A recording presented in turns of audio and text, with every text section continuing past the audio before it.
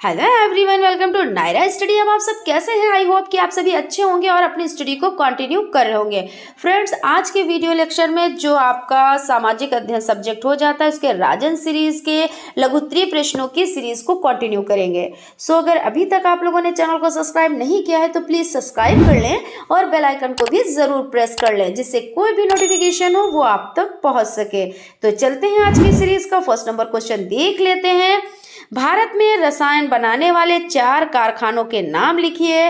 तो इसमें हो जाते हैं Union Carbide limited, national organic chemical limited, Herdillia company और पीलियोलेफिन्स इंडस्ट्रीज लिमिटेड, ये हो जाते हैं।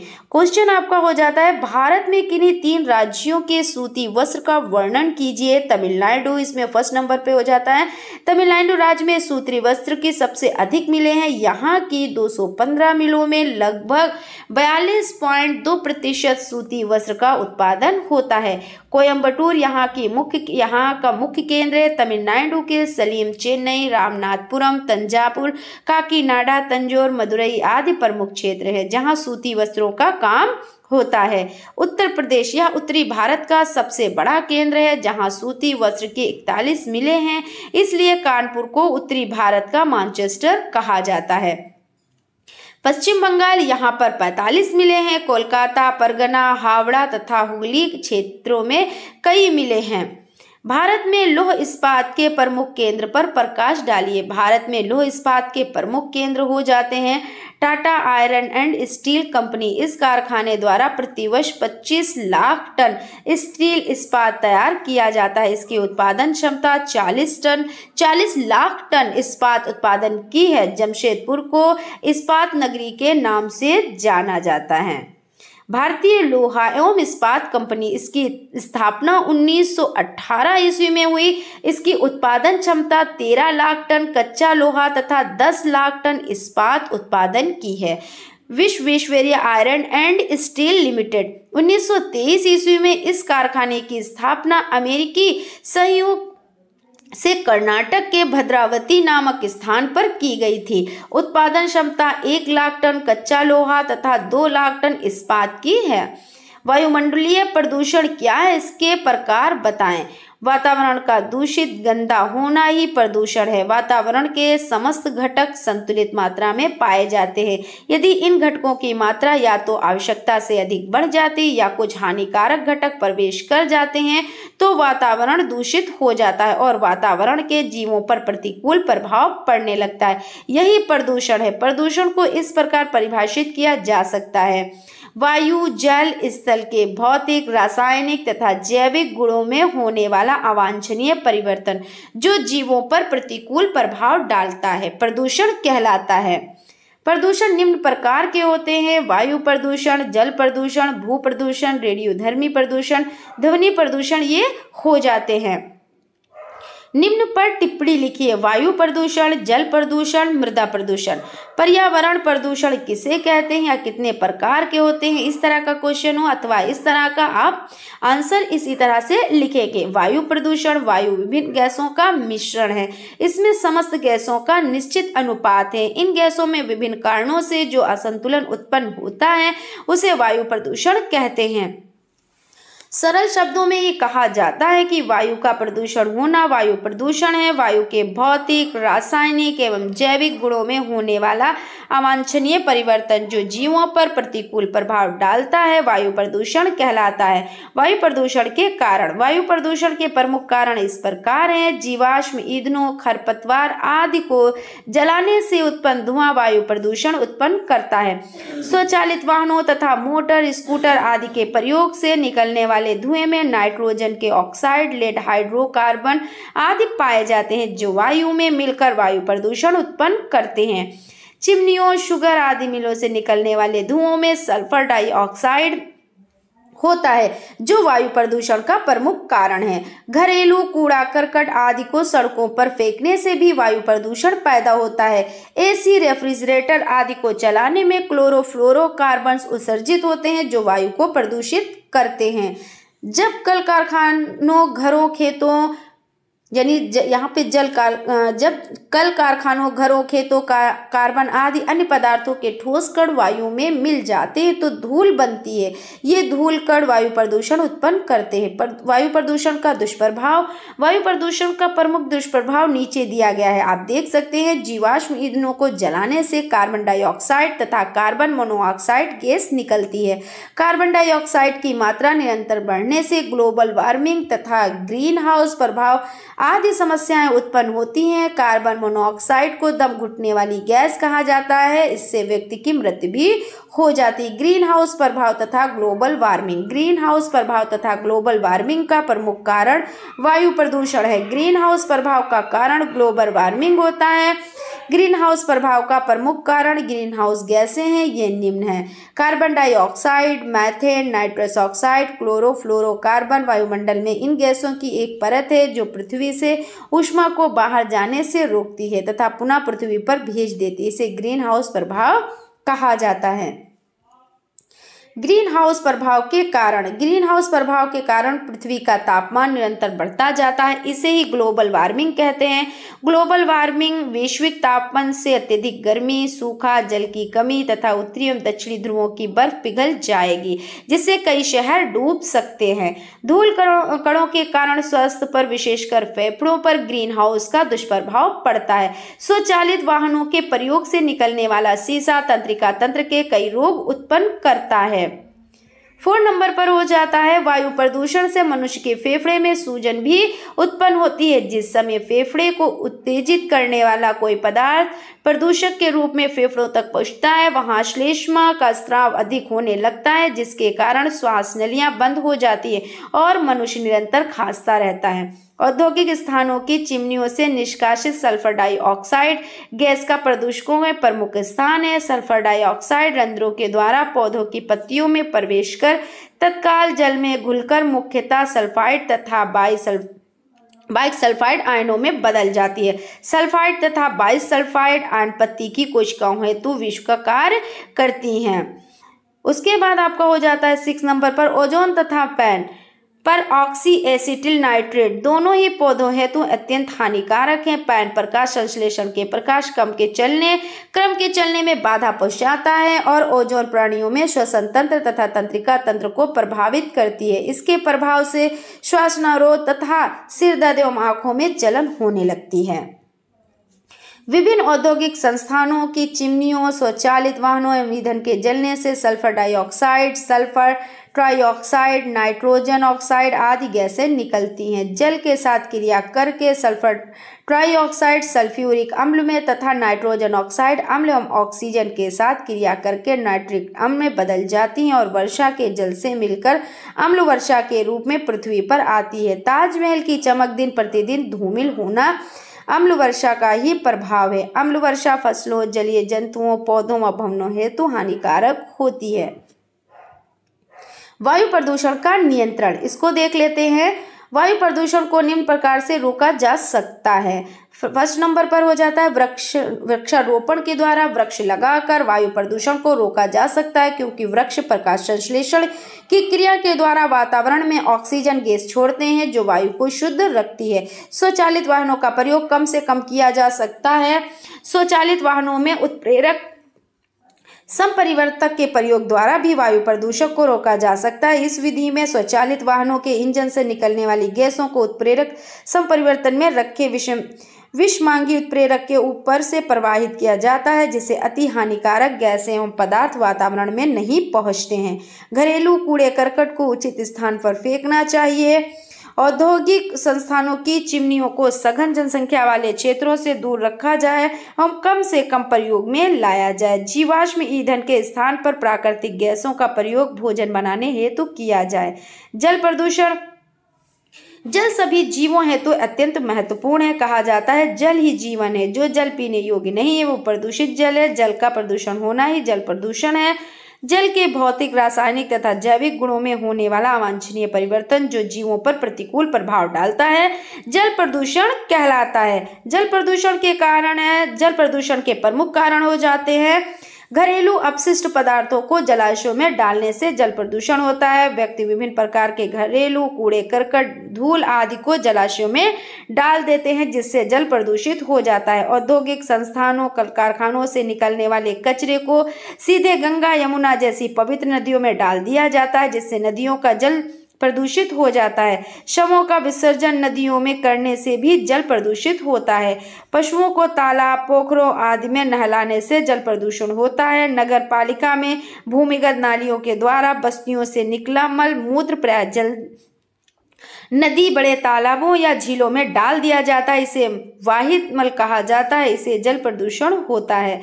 प्राय किसान अपनी फसलों को कीड़े मकोड़ों जीवाणुओं कवकों आदि से बचाने हेतु कीटनाशक पदार्थों का प्रयोग करते हैं, जिससे जल प्रदूषण होता है। साथ ही साथ खरपतवार को नष्ट करने हेतु खरपतवारनाशी पदार्थ जैसे 2,4-D आदि का प्रयोग करते हैं, इससे भी जल प्रदूषण होता है। समुद्र में तेल द्वारा प्रदूषण होता है, इसके अनेक कारण हैं। जहाजों से तेल रिसाव, जनरेटर से निकला तेल आदि हो जाते हैं।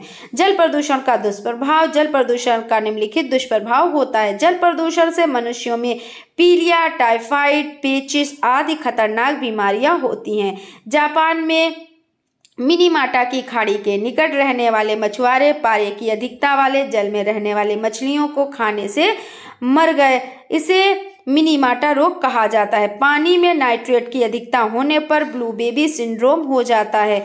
समुद्र में तेल जनरेटर का यानी जनरेटरों या जहाजों आदि का जल प्रदूषण का कारण है। तेल में उपस्थित नेफ्थलीन व मिथाइल नेफ्थलीन के कारण कॉड तथा पोलक मछलियों के अंडे नष्ट हो जाते हैं। तेल से प्लवकों व जलीय पौधों की वृद्धि व प्रकाश संश्लेषण की क्रिया मंद हो जाती है। फसलों को बचाने तथा अधिक पैदावार हेतु किसी कीटनाशक पदार्थ, खरपतवारनाशी तथा अन्य क्लोरीन प्रयुक्त पदार्थ ऐसे होते हैं जिनका जीवधारियों द्वारा कम विघटन होता है। ये खास श्रृंखला के जीवों को नुकसान पहुंचाते हैं। जल प्रदूषण का नियंत्रण। जल प्रदूषण को निम्नलिखित प्रकार से नियंत्रित किया जा सकता है। वाहित मल को तालाबों में नहीं डालना चाहिए। कूड़े करकट को जलाशय में नहीं बहाना चाहिए। घरेलू अपमार्जक को जलाशयों में नहीं डालना चाहिए। कीटाणुनाशक पदार्थों, खरपतवारनाशी पदार्थों का कम से कम उपयोग करना चाहिए। शवों का विसर्जन नदियों में नहीं करना चाहिए, जिससे जल प्रदूषण होता है। पशुओं को तालाबों तथा पोखरों में नहीं नहलाना चाहिए। मृदा प्रदूषण को समझ लेते हैं।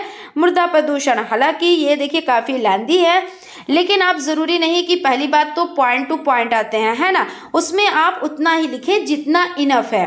लेकिन देखिए पढ़िए आप सब कुछ, लेकिन एग्जाम में जिस तरह से टाइम हो उसके अकॉर्डिंग आप उसको सॉल्व करिएगा, ठीक है ना।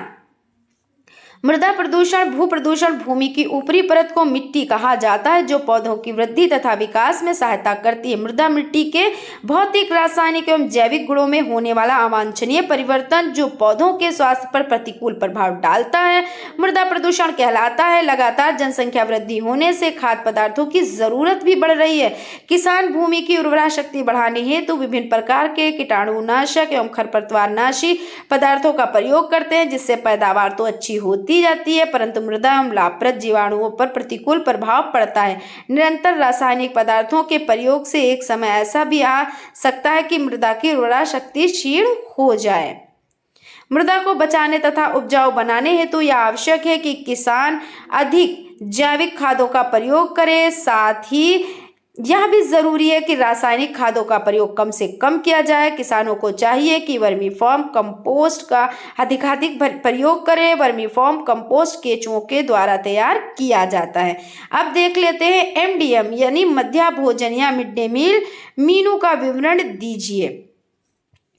इसको समझ लेते हैं। दिन और मीनू। सोमवार रोटी सोयाबीन दाल की बड़ी युक्त सब्जी। मंगलवार चावल दाल। बुधवार दूध एवं तहरी। बृहस्पतिवार रोटी दाल। शुक्रवार तहरी। शनिवार चावल सोयाबीन युक्त सब्जी। दिनांक 24 जून 2015 से सरकार द्वारा मीनू से कड़ी चावल या खीर को हटाकर 200 ml दूध या कोफ्ता चावल की व्यवस्था की गई। यह दूध बच्चों को उबला हुआ देना है। भारत सरकार द्वारा प्राथमिक विद्यालय के बच्चों को प्रतिदिन 450 किलो कैलोरी ऊर्जा एवं 12 ग्राम प्रोटीन देने की बात कही गई है। उच्च प्राथमिक स्तर के बच्चों को 700 कैलोरी ऊर्जा तथा 20 ग्राम प्रोटीन देने की बात कही गई है। अद्यतन संशोधन बुधवार को एमडीएम में अब बच्चों की तहरी तथा दूध दिया जाएगा। प्राथमिक स्तरों के बच्चों को 150 ml उबला दूध तथा उच्च प्राथमिक बच्चों स्तर के बच्चों को 200 ml दूध दिया जाएगा। मध्याह्न भोजन के लिए कन्वर्जन कॉस्ट पैसा प्राथमिक हेतु पहले प्रति छात्र 3.76 दिया जाता था, परंतु अब 3.86 हो गया। उच्च प्राथमिक स्तर के बच्चों हेतु कन्वर्जन कॉस्ट पहले 4.54 तथा अब प्रति छात्र 5.78 हो गया। एमडीएम बनाने हेतु विद्यालय में रसोइयों की नियुक्ति की गई है। शर्त यह है कि वही रसोइयां भोजन बनाएंगे जिसमें पाल इस स्कूल में पढ़ते होंगे। रसोइयों की प्रतिमाह 1000 रुपये मानदेय दिया जाएगा। संयुक्त राष्ट्र संघ का सामान्य परिचय दीजिए। संयुक्त राष्ट्र संघ अथवा यूनाइटेड नेशंस ऑफ का नाम अमेरिका के तत्कालीन राष्ट्रपति फ्रैंकलिन डी रूजवेल्ट द्वारा प्रदान किया गया था। संयुक्त राष्ट्र संघ की स्थापना 24 अक्टूबर 1945 को हुई थी। संयुक्त राष्ट्र की रूपरेखा का निर्माण करने हेतु बड़े राष्ट्रीयों के प्रतिनिधियों का सम्मेलन 21 अगस्त 1944 को वाशिंगटन के डम्बाल्टन ऑक्स भवन में आयोजित किया गया, जो 7 अक्टूबर 1944 तक चला था। वर्तमान में संयुक्त राष्ट्र संघ के सदस्य देशों की संख्या 193 है। संयुक्त राष्ट्र संघ का मुख्यालय न्यूयॉर्क शहर में स्थित है। संयुक्त राष्ट्र संघ के ध्वज की पृष्ठभूमि हल्की नीली है तथा उस पर श्वेत रंग से राष्ट्र संघ का प्रतीक बना है। यह प्रतीक है 2 जैतून की वक्राकार रेखाएं जो ऊपर से खुली हैं और उसके मध्य विश्व का मानचित्र बना है। संयुक्त राष्ट्र संघ के कार्य करने वाली भाषाएं 2 हैं, अंग्रेजी। फ्रांस नीदरलैंड में हैग स्थित अंतर्राष्ट्रीय न्यायालय के अलावा सभी अंग संयुक्त राष्ट्र के न्यूयॉर्क स्थित मुख्यालय में है। संयुक्त राष्ट्र संघ के कार्य बताएं।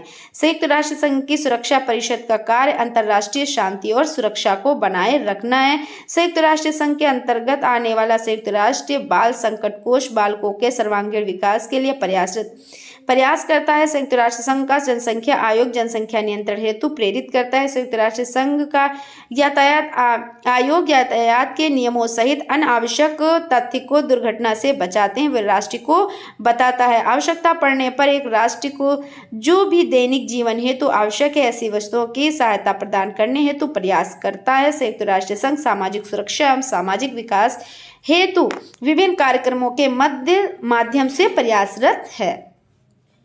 क्वेश्चन हो जाता है, संयुक्त राष्ट्र संघ के माध्यम से भारत में शांति प्रयास पर टिप्पणी लिखें। संयुक्त राष्ट्र संघ की सुरक्षा परिषद एक कार्यपालिका है जिसकी जिम्मेदारी अंतर्राष्ट्रीय शांति एवं सुरक्षा को बनाए रखना है। इसी कारण सुरक्षा परिषद को दुनिया का पुलिसमैन भी कहा जाता है। संयुक्त राष्ट्र संघ के माध्यम से भारत में ही नहीं अपितु अंतर्राष्ट्रीय स्तर पर शांति एवं सुरक्षा बनाए रखने का प्रयत्न किया जाता है।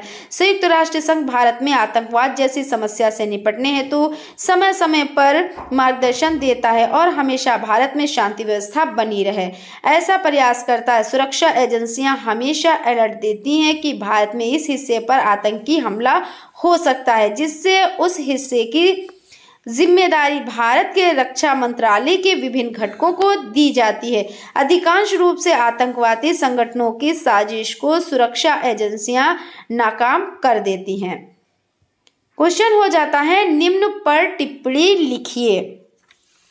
इसमें देख लेते हैं, जनसंख्या घनत्व जनसंख्या वृद्धि दोनों पर टिप्पणी लिखनी है। तो आपका हो जाता है जनसंख्या घनत्व। जनसंख्या से तात्पर्य प्रति वर्ग किलोमीटर क्षेत्रफल में निवास करने वाले व्यक्तियों की संख्या से होता है। इस प्रकार जनसंख्या का घनत्व किसी देश या प्रदेश में निवास करने वाली जनसंख्या या भूमि के अनुपात को प्रदर्शित करता है। इसी कारण इसे मानव भूमि अनुपात भी कहते हैं। भारत में जनसंख्या घनत्व, तो भारत में अधिकांश जनसंख्या के कारण भूमि पर अधिक दबाव है। यहाँ विश्व के 2.42% क्षेत्रफल पर विश्व की 17.5% जनसंख्या निवास करती है। भारत में भौगोलिक विभिन्नता के कारण जनसंख्या घनत्व में भी विभिन्नता पाई जाती है। 1991 में भारत में 267 व्यक्ति प्रति वर्ग किलोमीटर में रहते हैं, जो 2011 में बढ़कर 382 व्यक्ति प्रति वर्ग किलोमीटर हो गए हैं। जनसंख्या वृद्धि, भारत में जनसंख्या वृद्धि के कारण नीति दिए जा रहे हैं, जो हम लोग डिस्कस कर लेते हैं। जलवायु, भारतीय जलवायु उष्णकटिबंधीय मानसूनी जलवायु, इसी कारण भारत में कम उम्र के लड़के लड़कियां भी बच्चे पैदा करने के लिए परिपक्व हो जाते हैं। जन्म दर प्रति 1000 जनसंख्या पर जन्म लेने वाले बच्चों की संख्या को जन्म दर कहा जाता है। वर्तमान में भारत की जन्म दर 19.3 व्यक्ति प्रति 1000 है। मृत्यु दर प्रति 1000 जनसंख्या पर जन्म लेकर जीवन यापन करने के पश्चात मृत्यु प्राप्ति करने वाले व्यक्तियों से है। सन 1921 ईस्वी में मृत्यु दर 47.3 प्रति 1000 थी, जो वर्तमान में घटकर 7 प्रति 1000 रह गई। अशिक्षा, भारत की अधिकांश जनसंख्या अशिक्षित है, जो बच्चों को ईश्वर की देन मानते हैं, इसलिए कृत्रिम संसाधनों का प्रयोग नहीं करते हैं। विवाह की अनिवार्यता, भारत में कुछ लोग अपने बच्चों की शादी कम उम्र में भी कर देते हैं, जो जनसंख्या वृद्धि का प्रमुख कारण है। जनसंख्या वृद्धि पर नियंत्रण के उपाय, जनसंख्या वृद्धि पर नियंत्रण के निम्नलिखित उपाय हो सकते हैं। परिवार नियोजन कार्यक्रम का प्रचार प्रसार करके कम उम्र में बच्चों की शादी ना करें। युवाओं को यौन संबंधी शिक्षा देकर परिवार का राष्ट्रीय मानदंड 2 बच्चों का होना चाहिए, जिसका सरकार को कड़ाई से पालन करना चाहिए। निर्धन व्यक्तियों को दवाइयों में इंजेक्शन निःशुल्क देना, देश की कृषि तथा औद्योगिक उत्पादन में वृद्धि करके। क्वेश्चन है, लिंगानुपात किसे कहते हैं? 2011 के अनुसार भारत का लिंगानुपात कितना है? स्त्री पुरुष के मध्य जनसंख्या अनुपात को लिंगानुपात कहते हैं। भारत में स्त्री पुरुष के अनुपात में असंतुलन अधिक है, जबकि विकसित देशों में स्त्री पुरुष के अनुपात में संतुलन होता है। विकासशील देश यानी जो विकास के लिए तत्पर हैं, लेकिन विकसित देश जो विकास कर चुके हैं वहां की बात, ठीक है ना। भारत में सामाजिक आर्थिक विकास में असंतुलन को दूर करने हेतु स्त्री पुरुष अनुपात को संतुलित करना अत्यंत आवश्यक है। 2011 के जनगणना के अनुसार स्त्री पुरुष लिंगानुपात 940 है। रामकृष्ण मिशन के प्रमुख कार्य लिखिए। रामकृष्ण मिशन के प्रमुख कार्य है, इस मिशन के माध्यम से देश भर में शिक्षा संस्थाओं की स्थापना की गई। स्वामी जी ने देश के नौजवानों में देश पर गर्व करने की विचारधारा उत्पन्न की। देश विदेश में भारतीय संस्कृति का प्रचार किया गया। रामकृष्ण मिशन ने मानव जाति की सराहनीय सेवा की। जनता की दशा सुधारने पर विशेष बल दिया गया। जलवायु को प्रभावित करने वाले कारक कौन कौन से हैं, देख लेते हैं। जलवायु को प्रभावित करने वाले कारक स्थिति और उच्चावच, पवनों की दिशा, समुद्री दशा, भूमध्य रेखा से दूरी। स्थिति और उच्चावच कर्क रेखा को 2 भागों में विभक्त करती है। भारत का विस्तार 8 डिग्री से 37 डिग्री उत्तरी अक्षांशों के मध्य है। भारत के उत्तर में हिमालय की पर्वत श्रेणियां पाई जाती हैं, जो शीत ऋतु में ऊपर की ओर से आने वाली शीत हवाओं से हमारी रक्षा करती हैं। कर्क रेखा के दक्षिण का भाग भूमध्य रेखा के मध्य में पड़ता है, जिससे भारत के दक्षिण भाग में उष्णकटिबंधीय जलवायु पाई जाती है। पवनों की दिशा, भारत में यदि मौसम हवा न बहती तो संपूर्ण भारत मरुस्थल में बदल जाता। उत्तरी गोलार्ध में उपोष्ण वायुदाब पेटी में स्थायी पवनें चलती हैं, जो निम्नवत रेखीय निम्न वायुदाब कटिबंध की ओर चलकर पश्चिम की ओर मुड़ जाती है। इन्हें उत्तर पृथ्वी व्यापारिक पवनें कहते हैं। समुद्री दशा, भारत के दक्षिणी भाग में तीनों ओर समुद्र है, जो दक्षिणी भारत की जलवायु को प्रभावित करते हैं। समुद्र के निकट स्थित भागों में दैनिक और वार्षिक तापांतर कम रहता है। इन भागों में जलवायु सम रहती है। समुद्र से दूरी बढ़ने के साथ ही सर्दी और गर्मी की मात्रा बढ़ जाती है। भूमध्य रेखा से दूरी, भारत के दक्षिण में भूमध्य रेखा स्थित है, जिससे भारत के दक्षिण में भयंकर गर्मी पड़ती है। इस तरह से आपका ये सेशन कंप्लीट हो जाता है। आई होप आप लोगों को सेशन अच्छा लगा होगा।